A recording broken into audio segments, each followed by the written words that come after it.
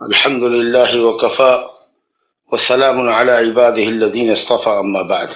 برادران اسلام، عشرہ ذی الحجہ اور ایام تشریق 11، 12 اور 13 ذی الحجہ، گویا یکم ذی الحجہ سے لے کر 13 ذی الحجہ تک کے ایام انتہائی مبارک اور افضل ہیں، جن میں کی جانے والی بندگیاں اللہ رب العالمین کو سال کے دوسرے دنوں کے مقابلے میں زیادہ پسند ہے۔ سلف صالحین نیکیوں کے موسم کا خاص لحاظ رکھتے تھے۔ ابو عثمان نہدی جو ایک بزرگ تابعی ہیں، کہتے ہیں کہ سلف صالحین 3 عشروں کا بڑا اہتمام کرتے تھے: رمضان کا آخری عشرہ، ذی الحجہ کا پہلا عشرہ اور محرم الحرام کا پہلا عشرہ۔ الحمدللہ عشرہ ذی الحجہ جو ہم پر آپ پر سایہ فگن ہونے والا ہے، اس میں بطور خاص کچھ بندگیاں ہمارے لیے انجام دینے کی ہیں، انہی پر کچھ لب کشائی کرنا چاہتا ہوں اور پھر قربانی کے اہم مسائل کی طرف بھی اشارہ کروں گا۔ وباللہ التوفیق۔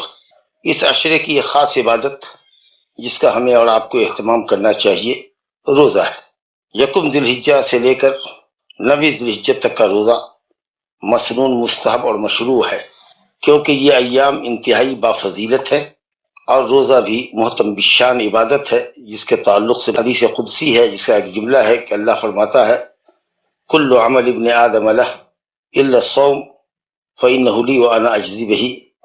بنی آدم کا ہر عمل اس کے لیے ہے، یعنی اس کے نفس کو اس میں دخل ہے، سوائے روزے کے، جو اخلاص و للہیت پر مبنی عبادت ہے، جس کا کوئی ظاہری مظہر نہیں ہے، بندہ اس کو صرف اللہ کے لیے رکھتا ہے، اور اللہ نے کہا ہے کہ اس کا بدلہ کیا دوں گا وہ میں ہی جانتا ہوں۔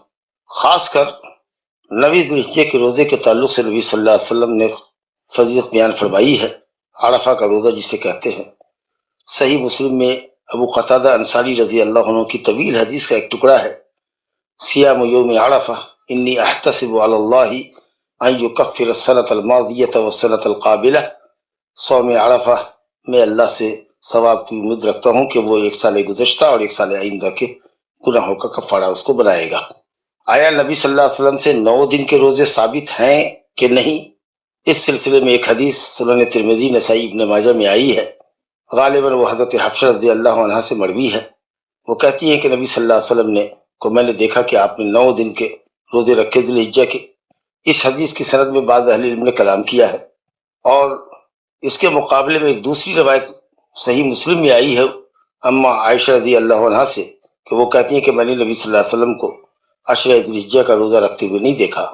کہ دونوں حدیث کو صحیح مان لینے کی صورت میں دفع تعارض کی کئی شکلیں علماء نے بتائی ہیں، کہ بعض سالوں میں نبی صلی اللہ علیہ وسلم نے 9 دن روزہ نہ رکھ کر، یعنی 1 سے لے کر 9 تک، کیونکہ یوم النحر 10ویں تاریخ کا روزہ تو حرام ہے، 9 روزے آپ نے کبھی رکھے، کبھی کچھ کم رکھے، تو حضرت عائشہ نے پورے عشرے کی، یعنی پورے 9 دن کے روزے کی نفی کی ہے، مطلق روزے کی نفی نہیں کی ہے۔ اور بعض سالوں میں آپ نے 9 روزے رکھے، جس کا ذکر حضرت ام المومنین حفصہ رضی اللہ عنہ نے کیا ہے۔ دوسرا جواب یہ دیتے ہیں کہ ممکن ہے اما عائشہ نے بھی دیکھا ہو نبی صلی اللہ علیہ وسلم کو، ہو سکتا ہے بھول گئی ہوں۔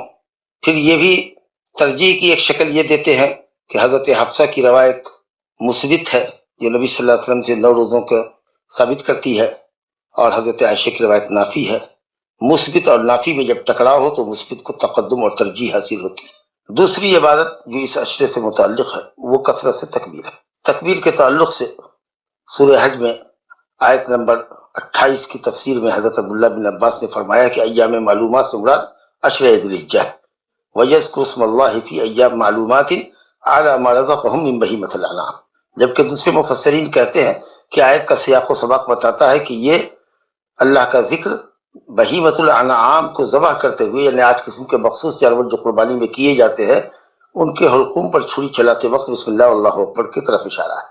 اسی طریقہ سے تکبیر کی تعلق سے ایک روایت حضرت عبداللہ بن عمر سے مسند احمد کے حوالے سے پیش کی جاتی ہے، جس میں ان ایام کی فضیلت کو بیان کرنے کے ساتھ کہا گیا ہے: فَأَكْثِرُوا فِيهِنَّ مِنَ التَّسْبِيحِ وَالتَّحْلِيلِ وَالتَّكْبِيرِ۔ ان دنوں کے اندر کثرت سے تسبیح، تحلیل اور تکبیر کرو، سبحان اللہ، الحمدللہ، اللہ اکبر، لا الہ الا اللہ، کثرت سے پڑھا کرو۔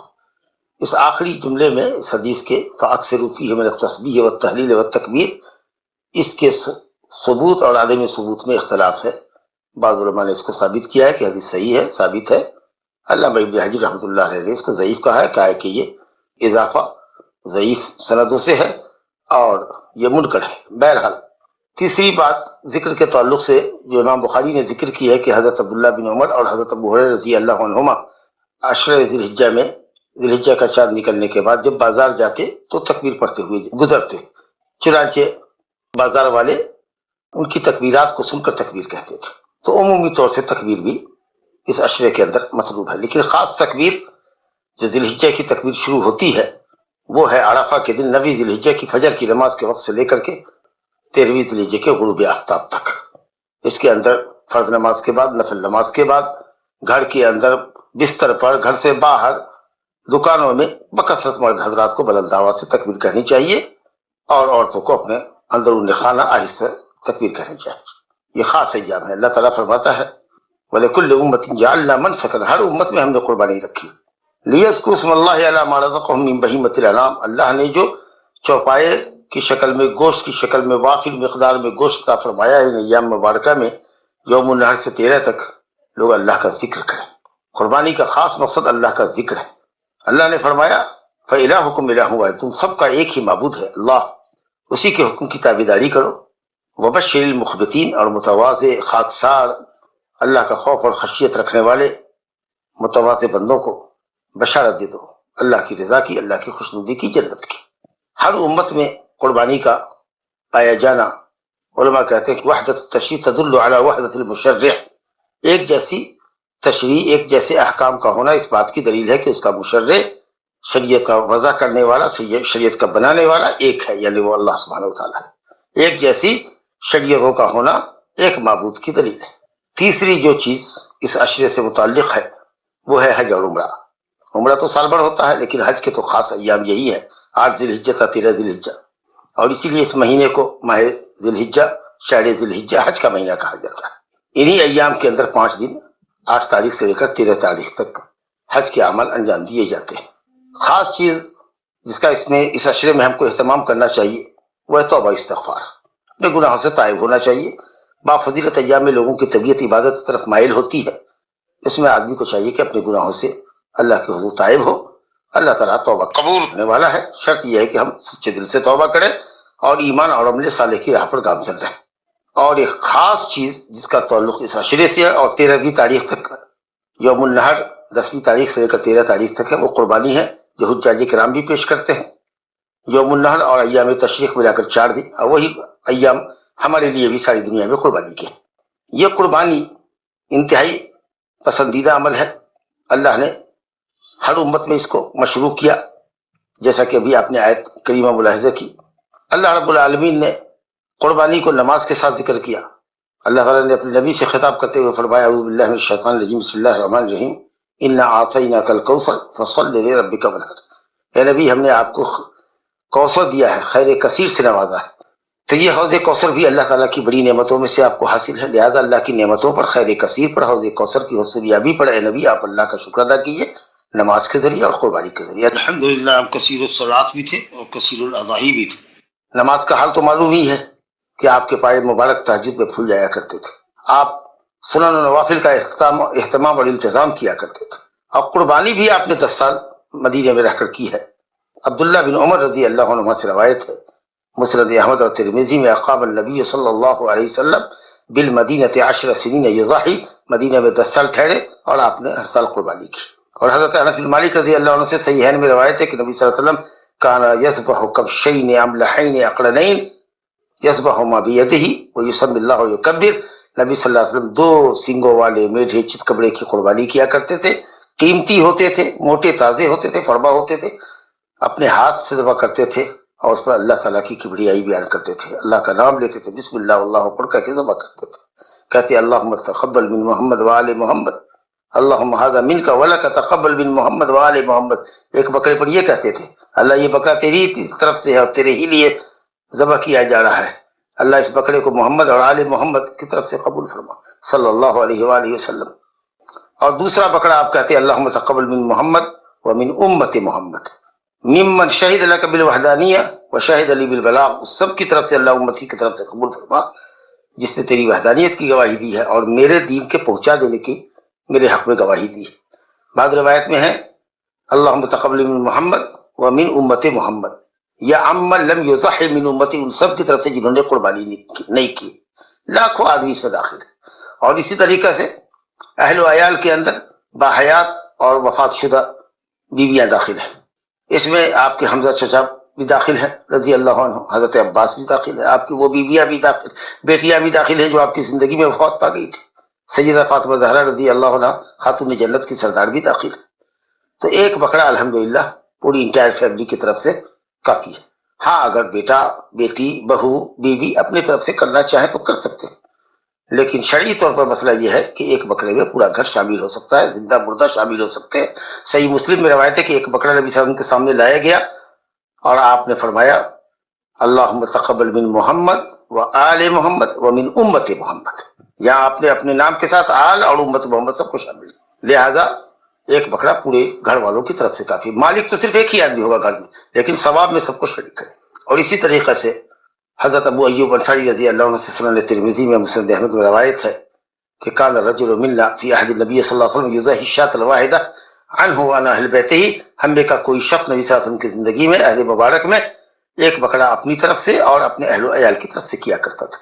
اور بڑے جانور میں جہاں 7 حصے لگتے ہیں، اللہ کی مہربانی دیکھیے کہ ایک بکرا میں ایک آدمی اور اس کے پوری انٹائر فیملی شامل ہے، اور ایک حصہ بڑے جانور میں قائم مقام ایک بکرے کے ہے، قربانی کے اندر، صرف قربانی کے اندر یہ حکم ہے۔ ایسا نہیں کہ 2 حصہ لے کر کے بچے کا عقیقہ کچھ لوگ کرتے ہیں 2 بکرے کے قائم مقام، یہ صرف قربانی کے اندر ہے۔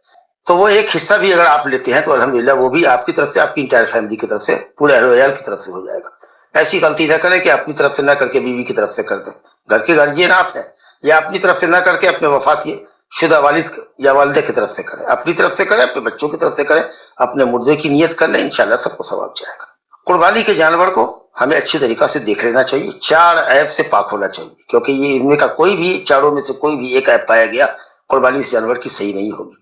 ایک آنکھ کا نہ ہو، کانا نہ ہو تو بدل جولا 2 آنکھ کا اندھا نہیں چلے گا، واضح طور پر لگڑا نہ ہو، سخت بیمار نہ ہو، وائرل بخار ہے، چھینک ہے اور وہ ہر وقت بخار میں تپ رہا ہے، یا اس کا پیٹ چل رہا ہے، ایک دم پتلا لیت نکال رہا ہے، یا اسی طریقے سے پورے جسم میں کھجلی ہے اس کے، اس سے گوشت کا مزہ بگڑ جاتا ہے، اور اتنا دبلا پتلا نہ ہو کہ اس کی ہڈیوں میں گدا نہ ہو۔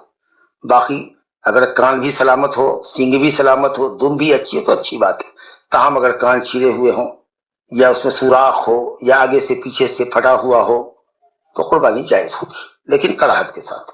سینگ ٹوٹی ہوئی ہو جائز ہے، کیونکہ سینگ اصل مقصود بھی ذات بھی نہیں ہے، اور اس کا گوشت پر اثر بھی نہیں ہے، یا اس سے گوشت کی کمی اور بیشی میں کوئی فرق نہیں پڑتا ہے۔ اسی طریقے سے دم اگر کٹی ہوئی ہے تو بھی کوئی حرج نہیں، چلے گا، لیکن ہاں اگر ان تمام صفات سے مزین ہو تو اچھی بات۔ لیکن پیدائشی طور پر اگر کسی جانور کے پاس سینگ نہ ہو، دم نہ ہو تو بلا کراہت جائز ہے، ویسے سینگ والا دم والا جانور اولا ہوگا۔ یہ قربانی ہماری شروع کب سے ہوگی؟ یوم النحر 10ویں تاریخ کو نماز کے بعد اور خطبے کے بعد۔ اب اس سال تو لاک ڈاؤن کی وجہ سے مسئلہ پیچیدہ ہے، شاید عیدگاہ میں نماز نہ ہو، لیکن ہر کوئی اپنے اپنے گھر میں اگر نماز پڑھتا ہے تو اپنی نماز پڑھ کے قربانی کر سکتا ہے۔ بہرحال آپ نماز کے بعد قربانی کریں، نبی صلی اللہ علیہ وسلم کی حدیث ہے بخاری مسلم میں، من ذبح قبل الصلاۃ فلیذبح مکانہا اخری، جس نے قربانی نماز سے پہلے کر لی وہ اپنی قربانی کو پلٹائے، یا من ذبح قبل الصلاۃ فقد ذبح لنفسہ، نماز سے پہلے قربانی کی گویا اس نے اپنے لیے کی، کھانے کے لیے، وہ قربانی نہیں ہوئی۔ لیکن من ذبح بعد الصلاۃ فقد تم نسکہ واصاب سنت المسلمین، جس نے نماز کے بعد قربانی کی اس نے سنت کو پایا، صحیح طریقے پر قربانی کی، مسلمانوں کے طریقے کے مطابق قربانی کی، سنت نبوی کے مطابق کی، وہ قربانی مقبول ہوگی۔ اور ہر شخص کو چاہیے کہ خود اپنے ہاتھ سے ذبح کرے، اس کے لیے کسی حافظ مولوی مولانا کی ضرورت نہیں ہے، بسم اللہ واللہ اکبر سب کو کہنے آتا ہے، اور اس میں بھی صرف بسم اللہ شرط ہے، اللہ اکبر یا واللہ اکبر یہ مستحب ہے، صرف بسم اللہ کر کے بھی ذبح کرے تو ہو جائے گا۔ اگر قل ان صلاتی و نسک الآیہ کہتے ہیں تو ٹھیک ہے، حدیث میں مقال ہے، لیکن کئی طرق سے آنے کی وجہ سے بعض اہل علم نے اس کی سند کو جید کہا ہے۔ اگر وہ سب بھی کچھ آپ نہیں پڑھتے ہیں، اب زبان سے کہیے اللہ تعالیٰ کی طرف سے ہے، تیرے ہی لیے ہے، ہماری طرف سے، ہمارے بیوی بچوں کی طرف سے قبول فرما، ہمارے مردوں کی طرف سے قبول فرما، یا اللہ ہمارے مردوں کی طرف سے قبول فرما، بسم اللہ ہماری طرف سے، ہمارے مردوں کی طرف سے کہا بسم اللہ واللہ اکبر، لیکن ہاں بسم اللہ مت چھوڑیے۔ بعض اہل علم نے تو جہاں تک کہا ہے کہ اگر بھول کے بھی اگر اس نے بسم اللہ چھوڑا تو اس کی قربانی نہیں ہوگی. سال میں ایک مرتبہ عبادت کرتا ہے قربانی کی شکل میں اور بسم اللہ بھول رہا ہے, اس کا دماغ کہاں ہے قربانی کرنے کے وقت میں. لا الہ الا اللہ. تو بسم اللہ کر کے آپ ذبح کر سکتے ہیں اگر ذبح کرنا اچھی طریقے سے آپ کو آتا ہے تو.